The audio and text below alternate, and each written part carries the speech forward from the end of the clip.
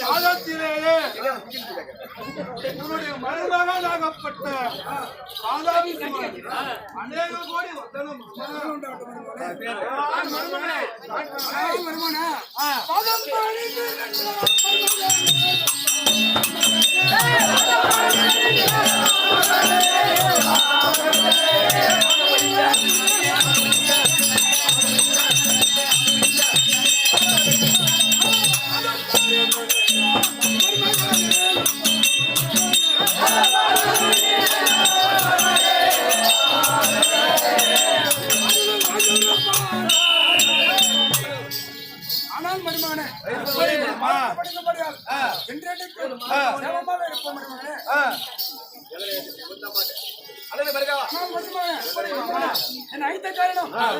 சபையில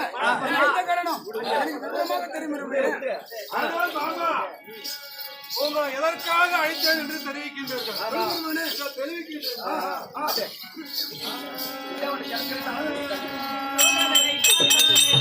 அந்த வாரம் மாமா நடந்ததா எதுவும் இப்போ மாமா நடந்ததா எதுவும் இப்போ அந்த தீருள்ள பெரிய மாமா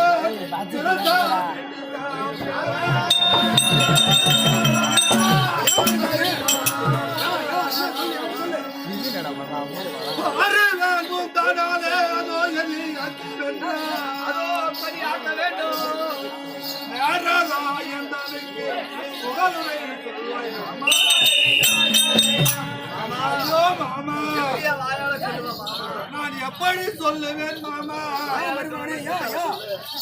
என்னுடைய மனமாகப்பட்டது கொஞ்சமும் தாழ இல்லையே மாமா அதோ என்ன உன்னுடைய அண்ணாவாகிய அந்த வீரசிம்மனை நான் போர்க்களத்திற்கு அனுப்பி அந்த போர்க்களத்திலேயே அவனை மடிஞ்சிருக்கார்களே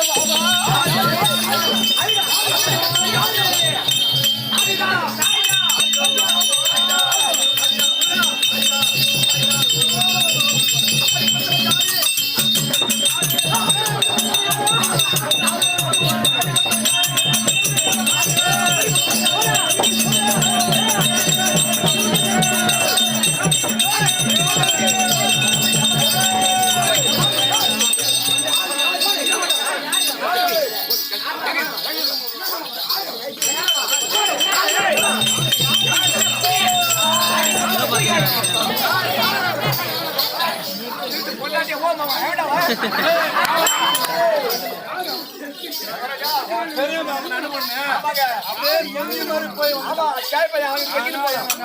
சொல்லும் போது அனுப்பிட்டா பெரிய மாமன் சேர்த்து கூட அனுப்புங்க போயிடுவாரு மாமா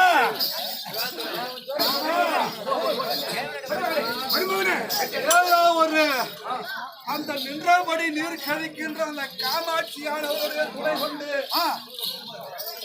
அந்த முன்னிலே பிறந்த வன்னிய பயிர்களா அந்த கூட்டத்தை எல்லாம் நம்மிடத்தில் படை நோக்கி இவர்கள் எல்லாம் உங்களுடைய அண்ணாவாகிய வீரசிம்மனை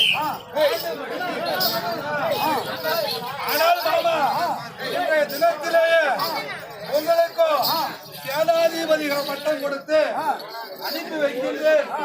ஆமா நீங்களும் ஜெகத்தோடு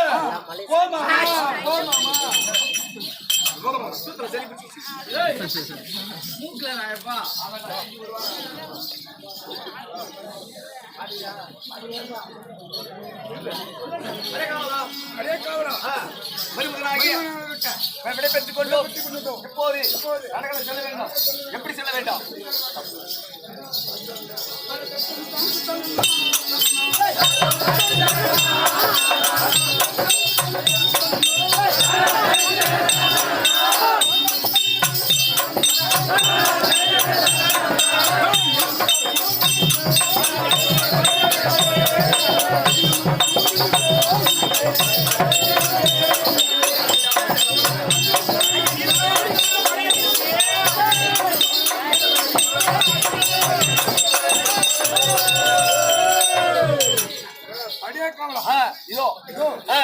ரணகளம் வந்து விட்டோம். ரணபேரி அடிக்கட்டும். எந்த பொட்டமை வரட்டும்.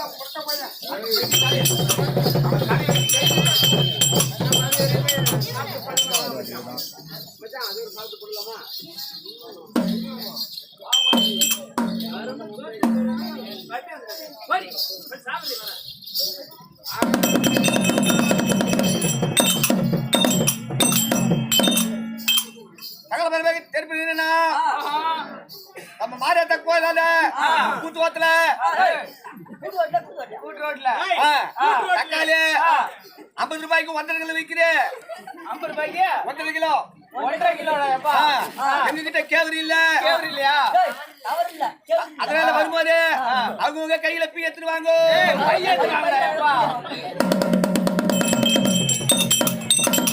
சகலமான பேருக்கு தெரிவிப்பது என்னவென்றால் மாதா வீடிய 2வது அம்மானாகிய இளமக ராட்சிதன் ரணகளத்தில் வந்து ரணபேர் அடிக்கின்றார். மூக்குக்கு மேல மீசக்கிற ஆம்பளை எவ்வளவு இருந்தாலும்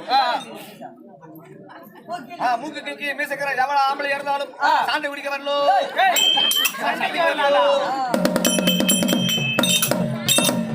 இப்படி ரணபேரி சத்தத்தை கேட்டு வன்னிய மகாராஜர் நேற்று முதல் நாள் யுத்தத்தில் தன் மகனாகிய நீலகண்டன் பாணத்தால் வீரசிம்மன் மரணமானார். இன்று தினத்தில் ரணபேரி அடிக்கிறது. அம்மனை வணங்கி வந்திருப்பவர் யார் என்று கேட்க வேந்தன் வன்னிய மகாராஜர் தட்பார்